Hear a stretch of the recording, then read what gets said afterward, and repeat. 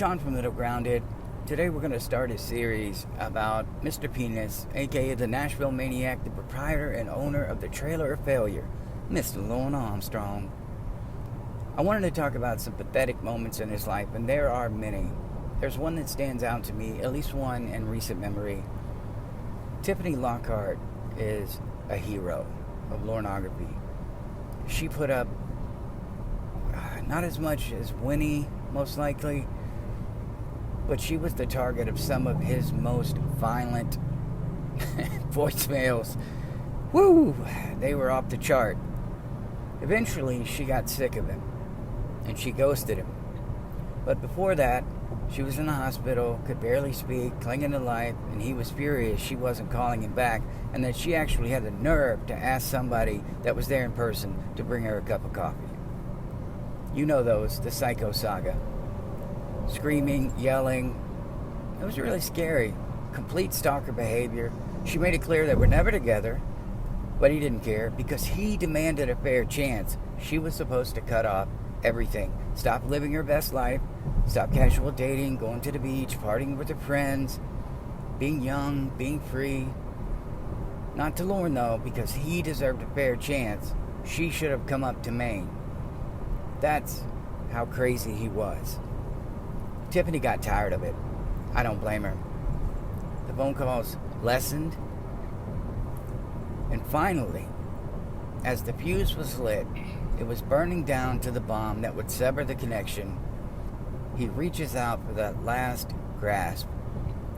I need to know if you're going to help me finish the chat.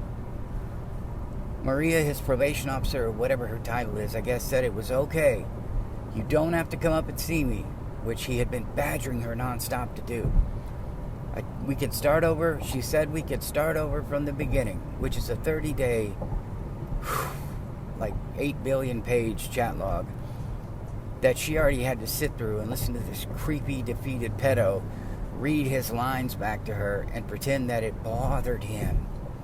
This is what he thought was going to help him get into Debbie's pants. It's very sad. So, this woman who ghosted him, who wanted nothing to do with him, who made it clear that he's ugly, he has nothing going for him, he needs to focus on his life, he decides that the way to her heart, the way to bring her back, is to say, hey, I've got an opportunity for you. I want you to come back. We're going to start reading through the chat log where I tried to groom a 13-year-old. Isn't that fucking cunning? It didn't work, of course. Another voicemail. Another failure. There was a phone call in prison that I thought was particularly pathetic. He called Debbie. Of course, when Lorne finds anything out about Debbie from anyone else, instead of keeping it to himself, he has to immediately throw it in Debbie's face. And I guess he was told that she was engaged to a Hispanic fellow, Cuban or Puerto Rican. Honestly, I don't remember. But I do know that she was learning to speak Spanish to talk to him. Lorne couldn't let it go. They finally changed the subject. Debbie told him she was living the greatest life. She was on a cruise. Her life was going swell.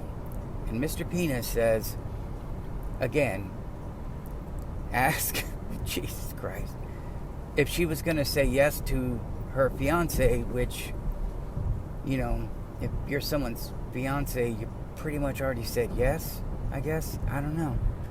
Lorne's an idiot. He can't let it go. He's in prison. The biggest loser in the world. Trailer of failure. Nothing going on. No prospects. No future. And he's trying to win Debbie back from jail. Wearing a pedo stash. Most likely fighting off rival gangs. Because as we know, Lorne said he had no problem handling people in prison. I don't understand the way this guy thinks. And I don't think I ever will.